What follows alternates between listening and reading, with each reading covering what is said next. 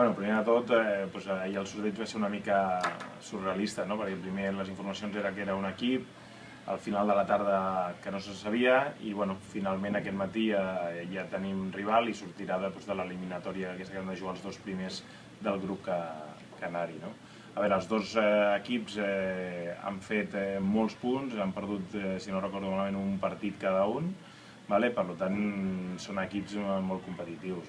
I el fet de jugar allà són desplaçaments molt llargs, que no estem acostumats, i normalment a casa seva són equips que acostumen a ser molt forts.